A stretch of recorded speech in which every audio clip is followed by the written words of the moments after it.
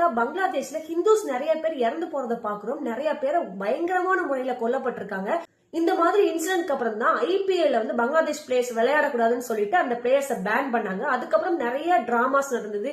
இந்தியால வந்து விளையாட மாட்டேன்ற மாதிரி நிறைய விஷயங்கள் பேசினாங்க. இது அதோட முடிஞ்சான்னு கேட்டா இல்ல.